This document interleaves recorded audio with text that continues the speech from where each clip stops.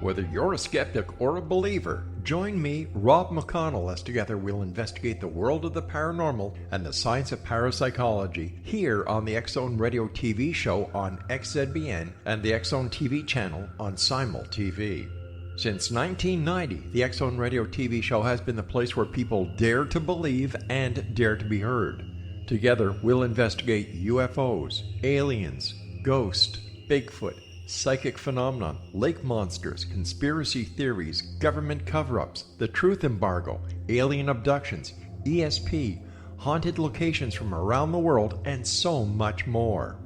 With over 28 years of broadcasting and more than 4,500 individual guests, the X-Zone is truly a place where fact is fiction and fiction is reality, as evidenced by the credibility, integrity, and professionalism of the guests that we bring to our international audience. If you have seen a UFO, had a close encounter, seen a ghost, Bigfoot, lake monster, or a story that you would like to share or have investigated, contact me, Rob McConnell, by sending me your email to xzone@xzoneradiotv.com, or you can call toll-free 1-800-610-7035, extension 143, and on Skype, X-Zone Radio TV.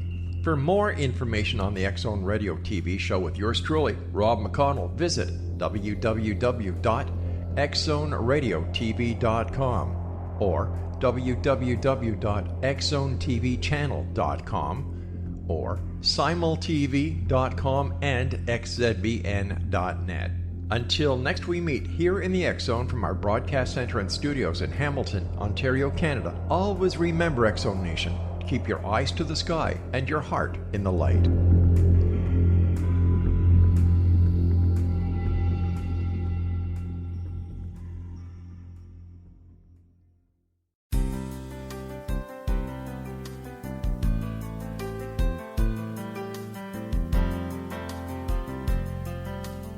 Welcome to Mission Evolution Radio Show with Gwilda Wiyaka, bringing together today's leading experts to uncover ever-deepening spiritual truths and the latest scientific developments in support of the evolution of humankind. For more information on Mission Evolution Radio with Gwilda Wiyaka, visit www.missionevolution.org. And now, here's the host of Mission Evolution, Miss Gwilda Wiyaka. Hello, dear friends. This is Mission Evolution Radio Show, where we share innovative thoughts with today's leading scientific and esoteric experts, supporting the path to unity and enlightenment. I'm Gwilda Wiyaka. In this hour, we'll be exploring Neither Awake Nor Sleeping, the creative power of liminal dreaming. Whether we remember them or not, everyone has dreams. Our health and longevity depend on it. Many of us give dreams and dreaming little thought beyond shrugging off vaguely remembered snippets as just a dream. Yet there's much more to dreams than we may think. Some sources say there are over 10 kinds of dreams. Locked in our dreams is much of our inspiration and creativity, as well as precognition.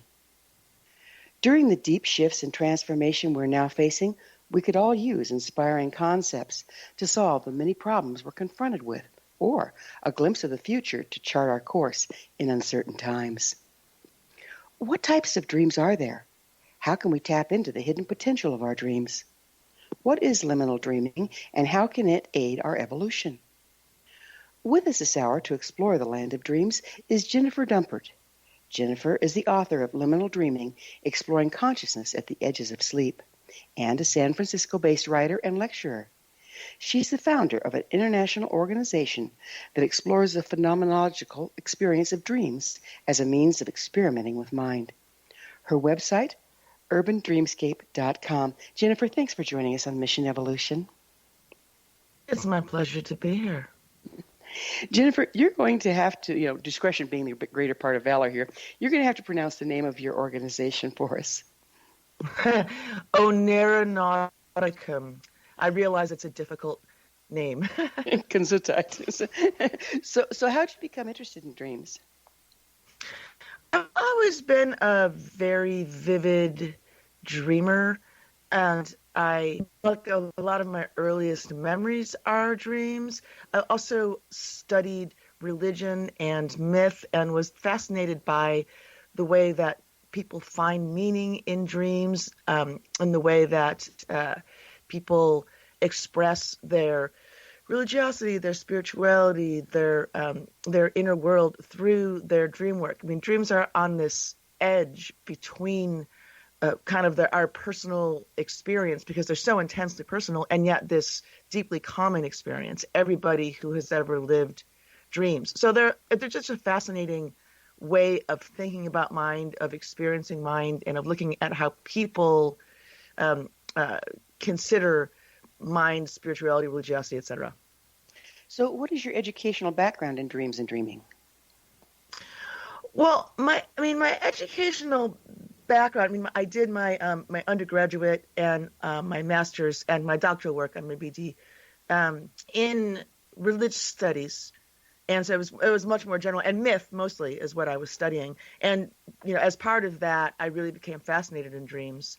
And when I was living in New York doing my master's, I got involved with the Jungian Institute, had the Institute for Research in Archetypal Symbolism, and I got involved in that. And just sort of as part of that, dreams were part of the story. And so it was both an objective and a subjective interest, both studying and also experiencing, because for me, dreams have always been incredibly vivid. And if you were in your introduction there, you were saying that people often shrug them off. And that's so fascinating to me, because a huge amount of the experience that we're having is dream life. And yet we often discount it. And, to discount such a huge swath of experience seems so strange to me. It does. I mean, we spend so much of our time sleeping and dreaming, and yet we just ignore it. And, that's always amazed me. Now, what different types of dreams are there? So there are, and so some scientists will disagree, but there are 5 stages of sleep. So there's the hypnagogia is the beginning, and the ends are hypnagogia and hypnopompia. And those are the 2 dream states that make up liminal dreaming. And in both of those dream states, you're simultaneously awake and asleep. And then there's, after hypnagogia, as you're falling asleep, there's theta, which is stage 2, and then there's delta, which is deep sleep, and there's REM, which is what most people think of when they think of dreams, and then there's hypnopompia. But in these 5 stages of sleep, we actually dream in all of them, not too much in theta. In theta, we have something called dream mentation, which is more kind of like a thought. But otherwise, we dream in the other 5 stages of sleep, and there are different kinds of dreams that we have in each. Well, I'm going to ask you something that you may or may not be familiar with, but across the ages, for 60,000 years, shamanism has been on the planet, and it uses, and it's in every nationality, and it uses a form of interactive dream. Where does that fit in there? Do you know? Well, I do actually write about shamanism in my book as a bit as liminal dream phenomenon, because, the traditional role of the shaman is to go into other realms, to cross, the barriers that most of us can't cross, go into other realms and bring back wisdom or teachings for everybody, and shamans traditionally lived on, sort of on the edges of settlements, etc. And so the idea that you're going into a liminal zone to bring back wisdom, which is something that is traditionally, like in traditional indigenous cultures, that's something people often were doing in liminal dream states. Like the idea that you can be both awake and asleep, for example, which is what is happening in liminal dream states, is definitely a realm for shamanic wisdom. So is a liminal dream state kind of like a trance? It sounds like it can. How does it relate to interactive dreaming? So I think so. So liminal dreaming are a lot. They are a lot of things. So liminal dream states, which are the ones that happen between awake and asleep, when you have kind of these swirling, non-narrative dreams, there doesn't tend to necessarily be sort of self and other. And in liminal dream realms, you can talk to somebody who is awake, or even in liminal dream states, as you're talking with other people, you can talk to other people from these states. And a lot of things when people are talking about the sort of more mystical experiences that happen in dreams are happening in these spaces. So I think trance, yes, often is, there is kind of a hypnagogic phenomenon, or out-of-body experiences. So Bob Monroe, who, of course, Robert Monroe Institute, he famously coined the phrase out-of-body experience. He believed that you had to get to hypnagogia in order to have a certain percentage of people who come to my workshops come for that reason. In order to achieve an out-of-body experience, you had to go into a hypnagogic state first. I mean, there's the realm of traditions that are saying to go into trance, to get the out-of-body experience, to travel to other realms, whatever. These things are often accessed via hypnagogic dream space. I mean, partly I think because by definition, it's a neither here nor there. It's, liminal. The word liminal comes from the Latin word limit, Latin word limen, which is where we get words like limen, and it means in between space, like a threshold or a doorway. It's a space that's both here and there, neither here or there. And liminal zones are an essential part of what we're talking about when we're talking about things like trance or shamanic experience, or out-of-body experience. Yeah, it makes you wonder what Edgar Cayce was doing then, doesn't it? Yeah, and all sorts of manner. What makes you wonder what people were doing, or makes you wonder, contacting the Enochian angels. Was John Dee in kind of a liminal dream space? I mean, I use a form of automatic writing as part of my liminal dream practices, which is something I kind of caged from, John Dee's communications with the Enochian angels. It's amazing. And we're about out of time for this segment, but one thing I'd like to address is, okay, we can access information in liminal dreaming. Can we affect a change on reality from the same space? Oh, for sure. And in part because you're going into these zones where you have access to the visionary. What do you mean by access to the visionary?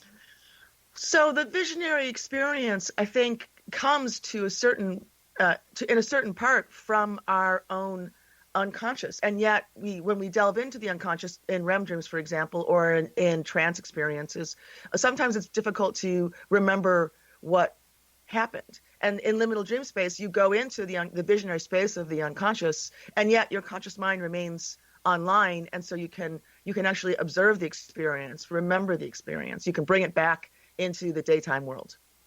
How close is that to daydreaming? It's actually fairly different. Daydreaming, when you're daydreaming, you're really staying in the daytime rational mind, and you're drifting. But in liminal dream space, in hypnagogia and hypopnea, you're actually partly asleep and dreaming. I mean, you're partly like you're seeing into the realms of the unconscious, and yet you're seeing it with daytime mind. We're going to have to pick up on this on the other side of a commercial break. Jennifer and I will return shortly, so don't go away and don't fall asleep. You're listening to the Mission Evolution Radio Show, coming to you on the X Zone Broadcast Network, www.xzbn.net.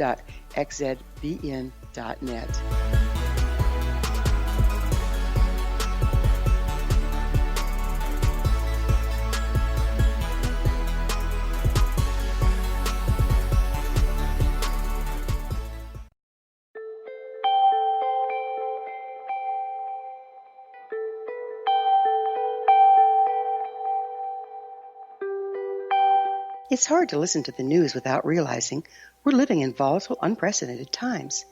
Yet never has there been such an opportunity to transform the human condition. As old structures fail, where can we find the guidance to co-create a better way? Find Your Path Home is an ever-evolving, leading-edge information, education, and healing resource center designed to support and guide you on your path to unity and enlightenment. Based on sound principles employed by shaman worldwide, we provide techniques that can support you through the current transitions, offering online shamanic classes, international long-distance shamanic healing sessions, complimentary Mission Evolution radio episodes and Stairway to Heaven TV vignettes, seminars, retreats, and much more. All of this can be found on findyourpathhome.com. So I was watching the X Zone TV channel last night when I was abducted by aliens, and they kept repeating to me over and over again, simultv.com, simultv.com. What's simultv.com? That's what I asked them. They had it written on the side of their UFO. How do you spell that? UFO. No, I mean simultv.com. simultv.com. simultv.com. Right. simultv.com. Interesting that you were abducted by aliens in a simultv.com UFO last night. Oh, yeah? Yeah. Now that you mention it, I remember now last night I was awakened from a deep sleep. My great-grandmother was standing there. She said she'd come from the hereafter to tell me about simultv.com. She even spelled it out for me. simultv.com, sonny boy. simultv.com. simultv.com, sonny boy. Wow. Yeah. Guys, you'll never guess what my psychic guru just told me. simultv.com. Exactly. Are you guys psychic too? Of course. We all know about simultv.com. simultv.com.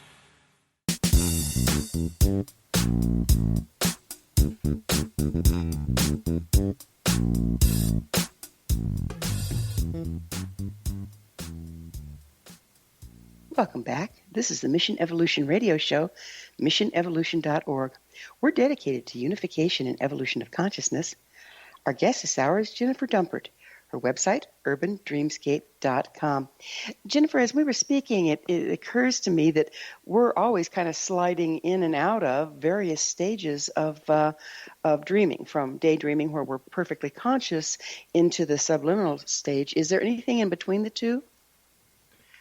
You know, I don't think so. I think that it's pretty easy to have a slide from daydreaming into liminal dreaming. I mean, for me, liminal dreaming is really a practice, and I will often just lie down and slide into a liminal dreaming state. But I think you're right that we're sliding in and out of states of consciousness all of the time. And part of what I've really enjoyed about this as a practice is becoming aware of that. You know, I mean, I think in daydreaming, we're also partly in objectively in a brainwave state of theta, which is where really deep meditators go as well. And in a sleep cycle, you would go from a hypnagogia into theta. I mean, our minds are careening around into different states, or very, very awake and engaged versus relaxed, you know, and are also different brainwave states. You know, and states of consciousness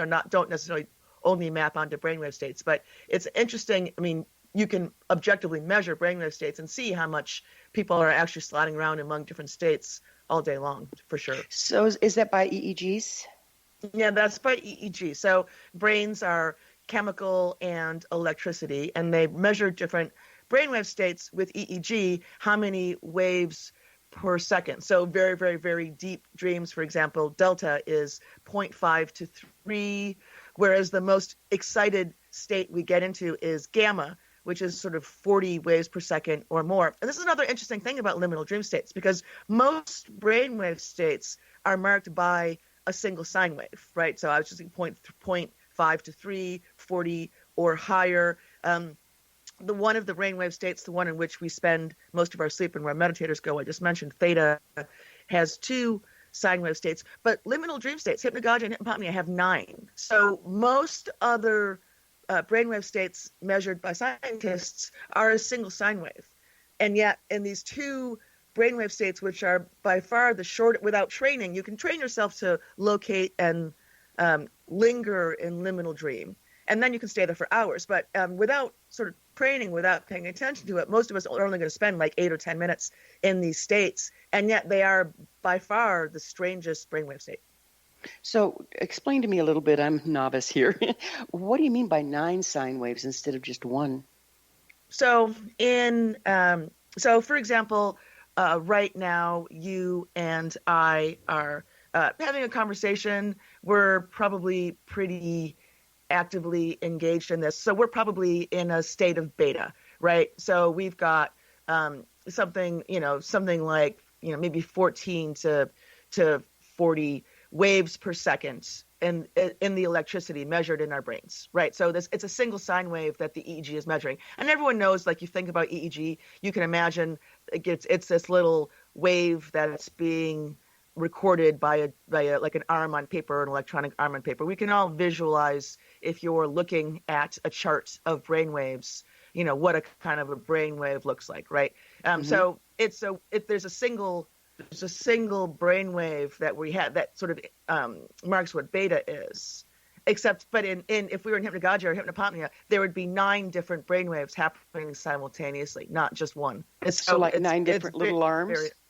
Yes, exactly. Like 9 different.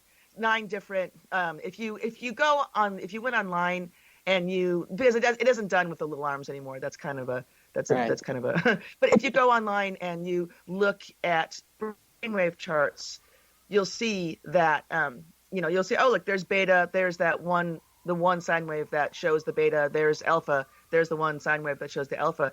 We're in hypnagogia, and there's 9 of them. It's very, very chaotic brainwave state, and so when your arm jerks or your leg jerks, that's when that's called a myoclonic jerk or a hypnic jerk. And when that happens, you're in hypnagogia, and kind of your body is doing the same thing that your mind does. It's sort of this chaotic jerking around.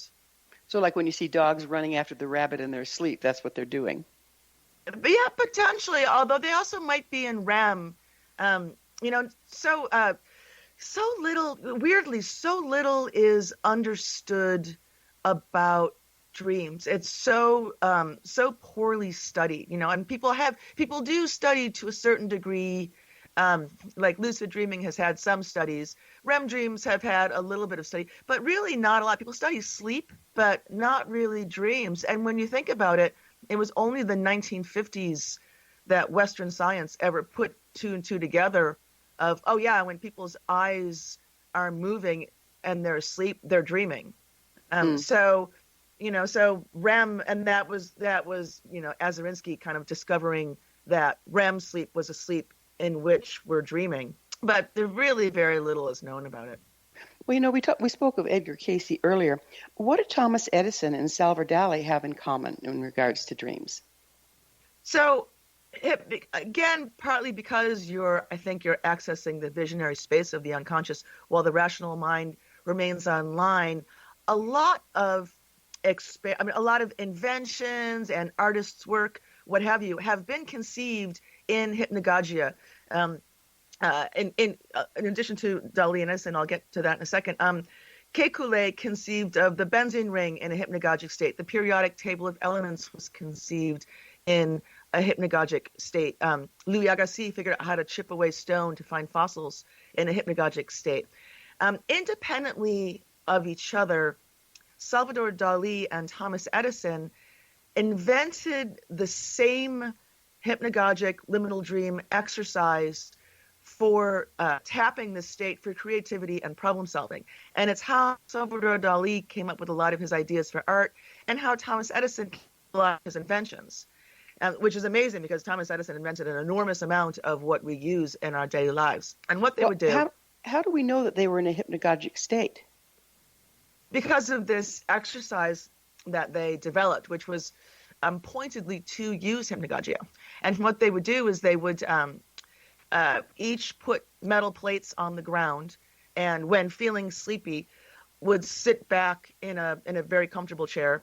And Thomas Edison held a ball in each hand, and Salvador Dali held a big brass Spanish key in one hand. And they would sit back and then close their eyes and drift into a hypnagogic state. So when you close your eyes and you drift off into that initial dream state, that's hypnagogia.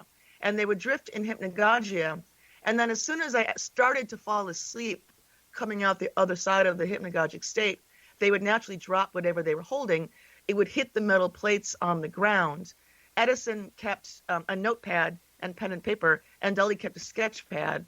And Edison would just immediately start to write out ideas, and Dali would start to sketch. So basically, whatever ideas came to them in the hypnagogic state will document, and that was how they mined their own consciousness and experience to come up with inventions and art. And as I say, scientists and thinkers of various sorts have been using this practice forever, and anybody can do it. Well, we've got all sorts of rabbit holes we can go down here. Yeah. So I'll go to bed at night because I write and bring stuff through that way. I'll go to bed at night with a class on my mind that I'm going to be teaching the following weekend. And I always have to take pencil and paper to bed with me because I wake up and have the inspiration of how the class is going to go, what I'm going to teach, what I'm going to bring forward, and jot it down. And I wake up in the morning, don't even remember having done it. I remember I wrote something, but I don't remember what it was. But when I put it together, it's extremely logical and well put together, and it's like there's the lesson plan, and I did it in my sleep. Are we talking the same state there? I think often, yes. And I do exactly the same thing that you do, except I use a voice-activated recorder because you can buy a phone app and you can keep it next to you, and it only records when you start making noise. And so I keep it next to me when I'm falling asleep, especially when I'm falling asleep or for when I'm waking up in the morning, because sometimes even reaching for pen and paper can be enough to chase the ideas away. And as soon as I kind of come to, I just start talking. And I have the same experience that you have. In fact, I come up with a lot of the talks that I give. I also am writing. I come up with a lot of my writing and talks that I'm giving in states through the voice-activated recorder. So yeah, for sure. Fascinating. And we just let this go by and never tap into it unless we train ourselves, right? Exactly. And as you said at the beginning of the hour, everybody is a natural liminal dreamer. Everybody has this experience. And often when I'm giving workshops or classes and I start by explaining what liminal dreaming is, that half dream, swirling, free associative experience that you have as you're falling asleep, or that very drifty back and forth between thought and dream experience as you're waking up, or as you're often for people, it's when you're fighting to stay awake that you go into the hypnagogic state. And everyone nods. Yeah, of course I have that experience. I never thought of it as a thing. It never occurred to me to stop there and look around and pay attention to what's happening.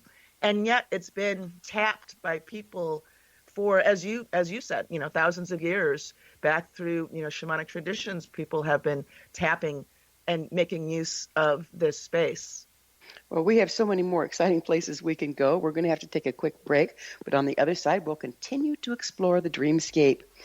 It is time for a short pause. Jennifer and I will return to our discussion on the other side of this break. You stay right there. This is Mission Evolution Radio Show. We're coming to you on the X-Zone Broadcast Network, www.xzbn.net.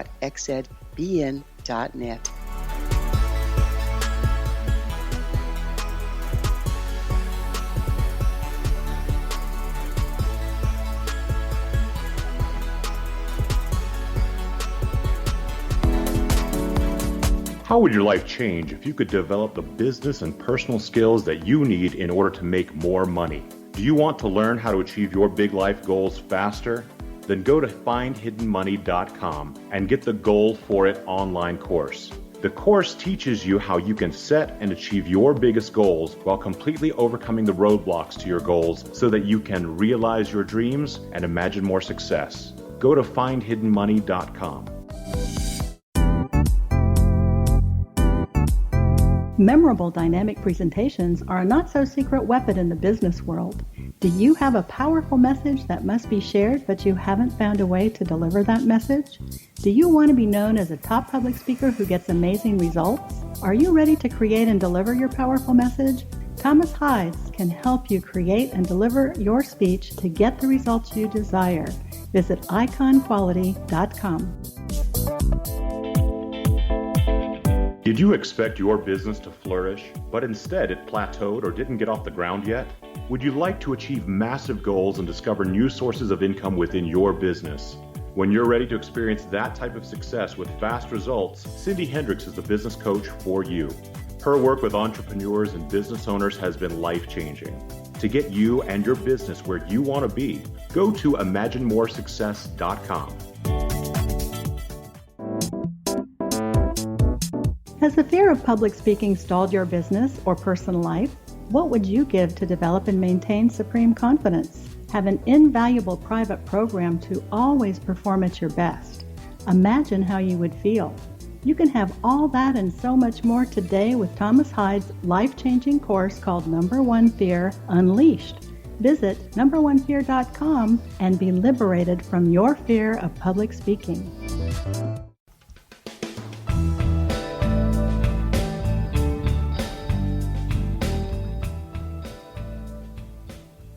Welcome back. This is the Mission Evolution Radio Show, missionevolution.org, bringing leading-edge information supporting the path to enlightenment. We're speaking with Jennifer Dumpert. Her website, urbandreamscape.com. Jennifer, we started talking about something and then kind of moved on because we got distracted a little bit. But I ask you if not only can we get information from the dreamscape we're talking about, but can we affect change in the world from that place? And you said we could, and then we had to take a break. So would you mind going into that a little? Sure. There's so much that's going on in this state. And I think if we learn to go into it and listen to our own minds and delve into our own unconscious, we're also learning a different way of approaching the world. And this is a little tricky to kind of describe. But I have an idea in the book that I call liminal mind. And really, by liminal mind, what I mean is learning to sort of locate yourself in the neither here nor there and both here and there. I mean, we're all always having the experience, for example, where we're creating the world through which we walk. You know, a city that I'm in has my own associations, has my own memories sort of superimposed onto it. So I am to a certain degree moving through a world that I am co-creating. And it's a thing that we don't really think about. And I think when you learn to go into these liminal dream spaces, you really learn to relate to the world in a different kind of way. And I also think by bringing these kinds of practices to the fore, by teaching people to go into these liminal spaces, to go into dream spaces, you know, so much of the world is in the grip of the materialistic, rational, forward mind, waking, goal-oriented mode that is part of the problems that I think we have in the world. And I think when we teach people a little bit more to emphasize the unconscious realms, the other realms, the in-between realms, then maybe we would change that worldview such that we would, we would start to bring forward things that are a little bit more important in the daily world. You know, there's been lots of examples, and you gave one with Thomas and Salvador. But there's been lots of examples of people on different parts of the planet coming up with very similar things that are very brand new and leading edge at the same time. Do you think that through this form of dreaming, they're actually accessing a more universal information? Yeah, that's a great question. And a lot, so I have my dream group, the Oneironauticum, which is so difficult to pronounce. When I originally came up with that group, it was just a thing for my friends. And then this was like 11 years ago, and I was tracking it online, and just in the way of the World Wide Web, somebody discovered the site, and it became a very popular thing. So that's why it has that ridiculous name. But people around the world are participating in my worldwide dream experiments for a lot of different reasons. One of them is to go into dream realms and try to have common experience, kind of, go into this common realm. And of course, Jung thought, and for Jung, like active imagination practice is definitely a liminal dream practice. And he thought that in the unconscious and especially in these liminal dream realms where we can, with the waking mind, see what's happening in the unconscious, that was partly cultural. It's not, so yes, it's what's happening in your dream space is your own personal experience, but it's also the experience of your tribe, and then farther out your culture, and then, farther out humanity. I think in realms where we're kind of letting go of our materialistic mindset to a certain degree, then we do get to a place that's connected. And you can have experiences talking to people, or people talking to each other in liminal dream spaces, and going to amazing places. So yeah. And do the people have recall, like the conversation actually went on, and how are you experimenting with this? Often, sometimes yeah, and sometimes no. So I have definitely experimented with both. I've taught myself how to talk actually while I'm in a liminal dream space. So I can go into hypnagogia or be in hypnopompia and still stay asleep and mumble into a voice-activated recorder. Or I can, even if I'm only a little bit in hypnagogia, touch type on my computer and sort of be talking from the other side of a hypnagogic experience. But you can actually also talk to people in hypnagogia and ask them questions, and they'll respond. They don't often necessarily remember that they had this experience, but they sometimes will remember a little bit. I had an amazing experience a couple years ago where my aunt, to whom I was extremely close, was dying, and I was sitting by her deathbed. And after she had passed the realm of waking daytime consciousness, where we could have conversations, she was still able to talk, and I realized that she was in a hypnagogic state. And because I have practiced talking to people in hypnagogia, I was able to talk to her, and she would answer me. And then from there, she passed beyond the place where she could speak, and that was the last that she ever said. And I later found out that she died in a hospice where the director of the hospice, a guy named Dr. Christopher Kerr, is actually talking about the fact that people who are dying are in liminal dream states, that the final stage between life and death for many people is a liminal dream state. And the Tibetan Buddhists... Yeah, go ahead. Yeah, that's interesting because, again, in Tibetan Buddhism and in shamanism, when we help the dead to cross, or particularly when they're dying, and we help the dying to go across the other side, it is walking them through the dream states. That's exactly right. The psychopomp, the role of the psychopomp is the ability to navigate a liminal dream space. And that was one of the really amazing realizations to me after I started doing this work. It's been around for how long? Yeah. How helpful will that be in hospice and every place else if people were trained in being able to manage this? I know. When I, right now I'm doing, having written the book, and I'm doing book tour and doing a lot of those things. And I've been thinking about, once I'm done with book tour, and, what are some of the projects I want to undertake. And one of them is trying to figure out how to teach people about using these spaces in terms of helping to walk the dying through this final journey that we all take. That we, in this life, through this final journey that we all take, crossing the realms, and some sort of like guides to help people understand what it is, ways to talk to people who are in this space, and ways to, one of the great, I feel, like reasons to start to learn to navigate one's own liminal dream space, one's own hypnagogia and hypopnea, is so that when we will all go through the dying process ourselves, and the idea that you would have some practice navigating these realms for when you go through it yourself is certainly very appealing to me. Absolutely.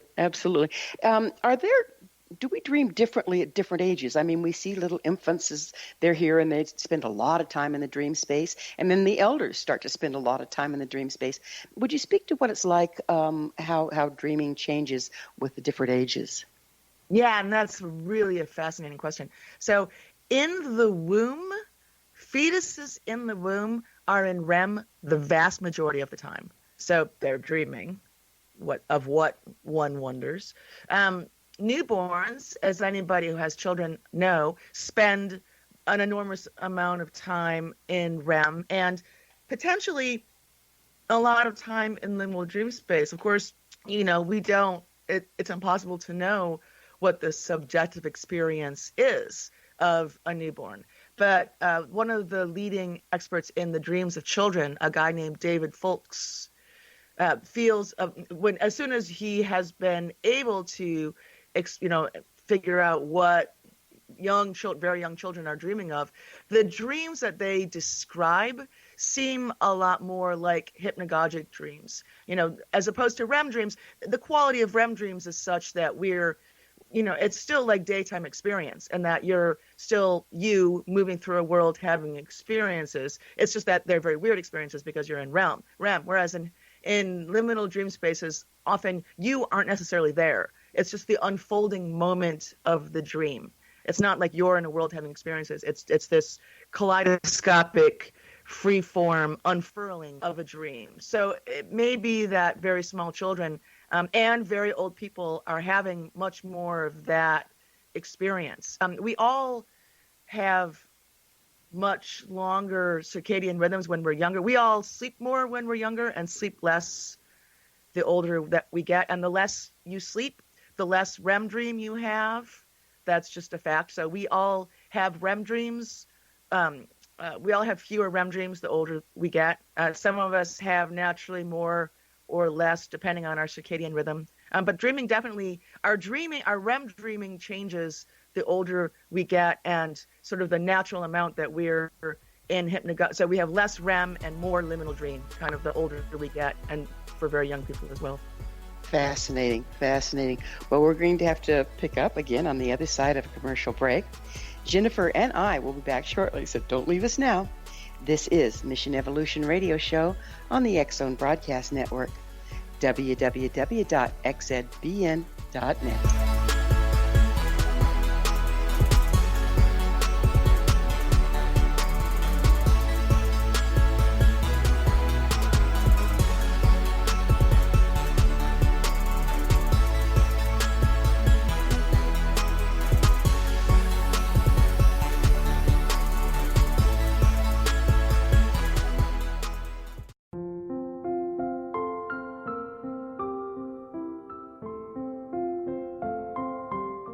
I am Dr. Carl O'Helvey, founder, president of a new cancer foundation focusing on evidence-based physical, mental, and spiritual interventions, including natural cancer cures, prayer, meditation, affirmations, nutrition, and other related holistic cancer prevention and cure modalities.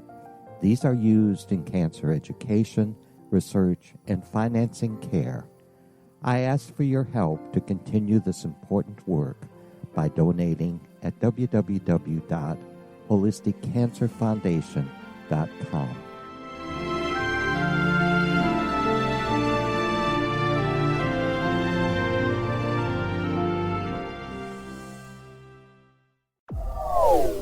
They are here, and they've been here for thousands of years, making their presence known in the shadows. They might be seen by a lonely motorist on a deserted road late at night, or by a frightened and confused husband in the bedroom he is sharing with his wife. But who are they? What do they want? Why are they here? Perhaps most concerning, has the government been aware of their presence all along? The new book by Ellie Marzulli, UFO Disclosure, the 70-year cover-up exposed, delves into the world of UFOs. Can full disclosure be soon? Order now and receive a free hour and 37-minute DVD on the UFO phenomenon. UFOs are real. Get both the book and the DVD, a $40 value, for only $19.99. To order your book and DVD today, go to lamarzulli.net. That's LAMARZULLI.net. Christopher Fulton is a survivor of the national security state. All he wanted to do was preserve history when he acquired a Cartier watch from the estate of President Kennedy's personal secretary. But that simple act set off a terrible chain reaction. He was pursued by the U.S. Justice Department and the FBI, thrust into the middle of the U.S. government's Assassination Records Review Board, even monitored and pursued by the Russian government.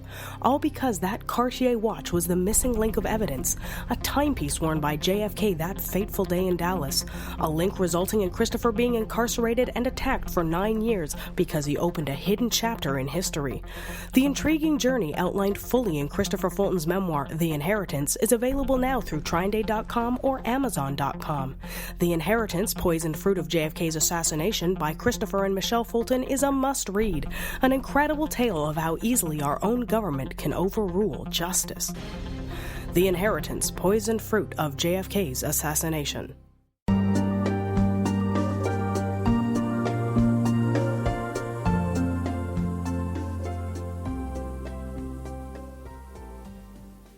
Welcome back. This is Mission Evolution Radio Show, bringing together gifted people of service to the world.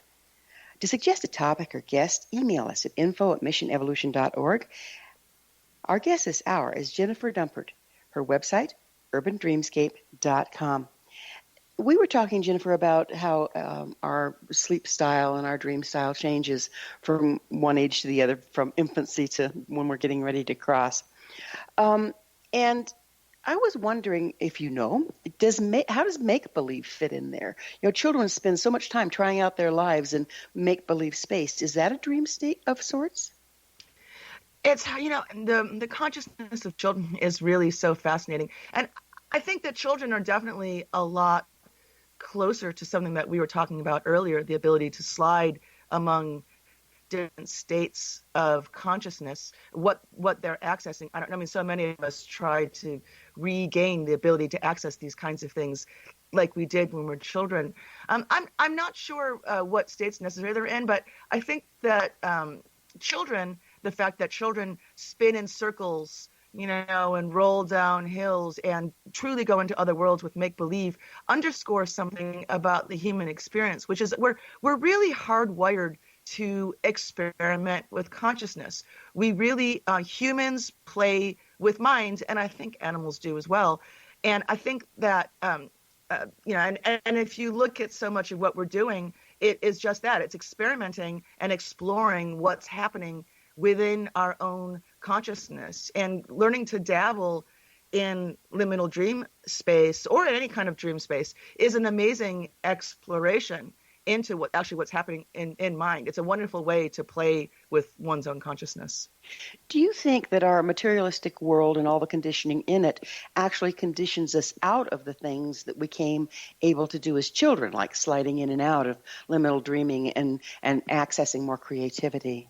Absolutely. And if you look at how people talk, so for example, if people are talking about imagination, you know, oh, you just imagined that. You know, or dream. Oh, that was only a dream. I mean, we really devalue things like imagination and dreams. And yet, you know, the Sufis thought that imagination was a faculty of perception. And because the only way you could experience the divine was through imagination, therefore it was the most important faculty of perception. And that's a faculty of perception that we stop taking seriously as we get older or with our culture. You know, it makes the statement, be as little children, make a lot more sense, doesn't it? Absolutely. Imagine if we could all see through those kinds of eyes and approach the world with play like that. Mm-hmm. I'd like to talk a little bit about PTSD and dreaming. What changes when we're under stress and we have serious anxiety? Well, so people's dreaming definitely does change when they're under stress and anxiety. People tend to, and during the night, people who have PTSD and stress tend to, their dreams stay more at the forward part of their brain, which is kind of where the planning, goal-oriented is. So like those kinds of dreams where you have to, you know, you're trying to get to your flight, you know, or you realize you never finished high school and you have to go back and take another class or whatever it is. You know, people who have stress have more of those kinds of dreams. But there are also dreams and liminal dreams, partly through yoga nidra practices, and lucid dreams are actually being used to treat people who have PTSD or who also treatments for pain or, you know, fear and anxiety. Part of what happens with PTSD is people have nightmares, and learning to teaching people conscious dreaming so they don't have those kinds of experiences, or teaching them to go into the unconscious, as one does in a liminal dream space, with the conscious mind online in a safe, supported environment, allows people to go into where the fear and the pain is, and work through things. So yoga nidra, for example, is a very old yogic practice that brings people into liminal dream spaces. And the iRest school of yoga nidra is helping soldiers with PTSD, or the Yoga Nidra network is helping women in childbirth using these states. You spoke of how when you're in liminal dreaming, you're really not a participant as far as, having, we have dreams and we're in the dream and we're seeing ourselves do this or do that. But liminal dreaming is different. Does that help transcend our lockdown patterns and ego so that we can rearrange the PTSD? Absolutely. So that's wonderfully said. And both so that you can rearrange the PTSD, and also that's one of the reasons that it's so good for innovative thought or creativity, because you circumvent a lot of the lockdown daytime consciousness. You're not identified with yourself anymore, and you can access other.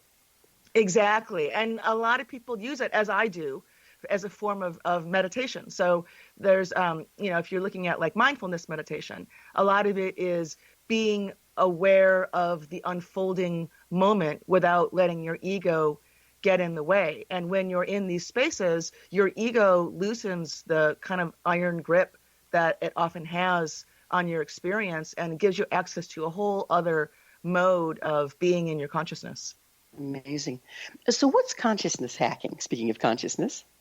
Well, the consciousness hacking movement is, it started in the Bay Area, sort of around a lot of the technology, but has really spread now around the world.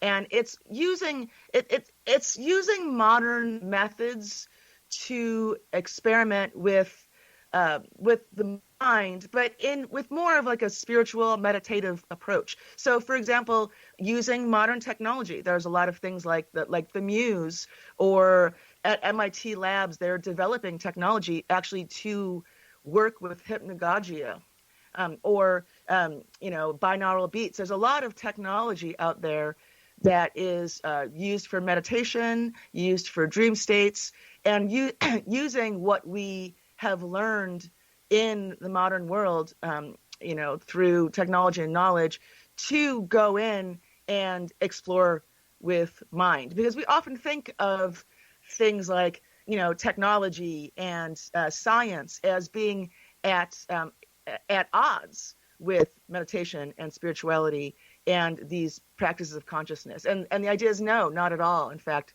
that these kinds of forms of information and knowledge only help us in these pursuits. So like, is biofeedback part of that? I know that was early on.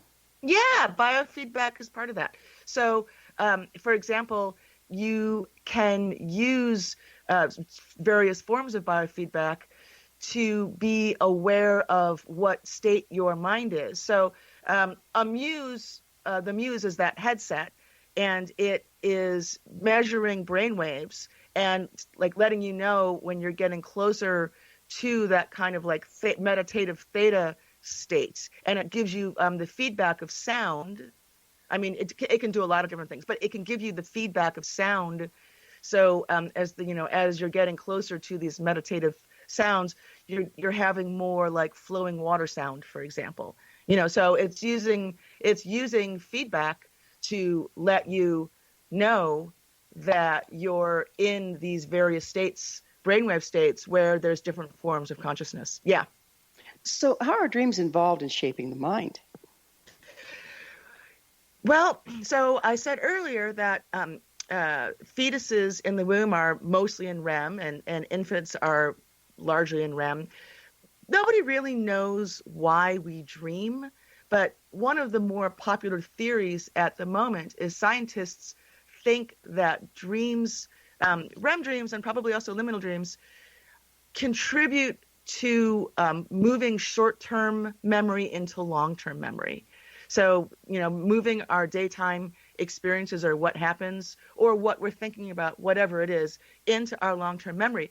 And when you think about it that way, and in the womb, that's probably what's happening. When you think about it that way, you're actually laying down neural pathways. It's another reason to have conscious dreaming, because you're actually participating in how your brain is forming. Nice. I like that one. give it a little power back instead of being conditioned all the time. Exactly right. How can working with our dreams aid spiritual evolution? I think that some of the reasons that I have mentioned earlier, which is I think it gets past the kind of like Apollonian rational mind culture that so de-emphasizes things like imagination or consciousness exploration. I also think that we learn an enormous amount about our minds and the kinds of experiences that are within our grasp. I mentioned earlier the visionary. I mean, we all have access to visionary experience. It's not just the realm of artists or mediums or whatever. I mean, the visionary world is there for all of us. And as long as we can sort of give ourselves permission and use liminal dreaming is only one method. There are many methods to go into these kinds of experiences and learn that we all have this kind of access. And if people understood the realm, their own capacity for extraordinary, beyond daytime experience, boy, the world would sure be a different place. It sure would be a different place. Well, I can't thank you enough for this powerful work that you're doing and bringing our creativity back and awareness to it. But as always, time has flown and now we're out of it. Thank you so much for being on the show. It's such a pleasure. Thank you for having me. You bet. Our guest this hour has been Jennifer Dumpert, the author of Liminal Dreaming, Exploring Consciousness at the Edges of Sleep. Her website, urbandreamscape.com. For our amazing past episode collection, visit our website, missionevolution.org. This has been Mission Evolution Radio Show with Wilda Wieka on the X-Zone Broadcast Network, www.xzbn.net. Join us next time as this mission continues, bringing information, resources, and support to our evolving world.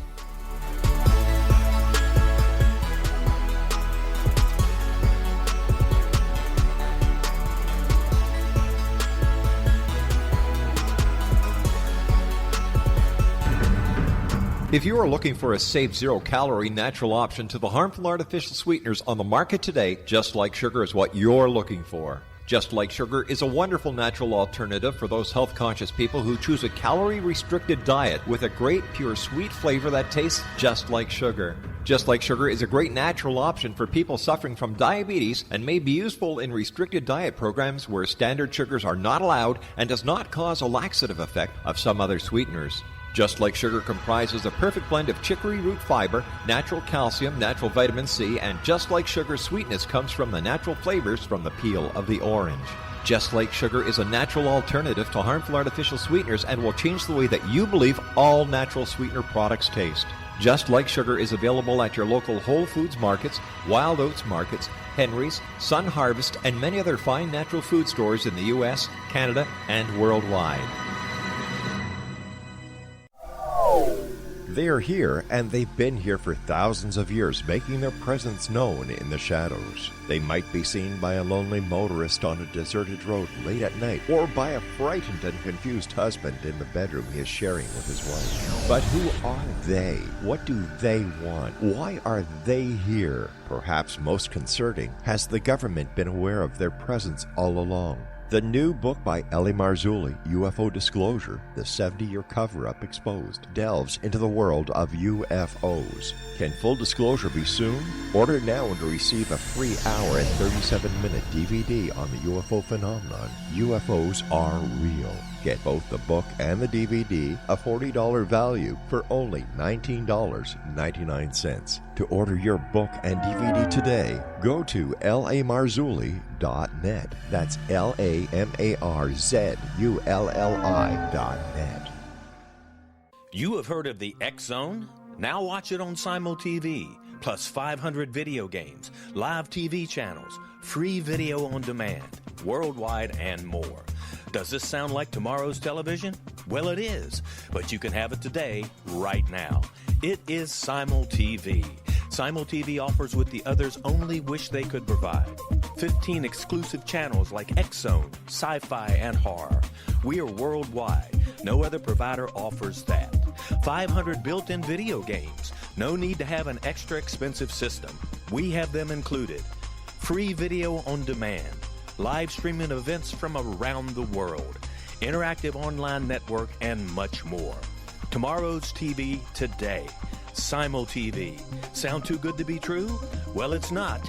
You can have Simul TV today. Sign up at simultv.com. Do it today.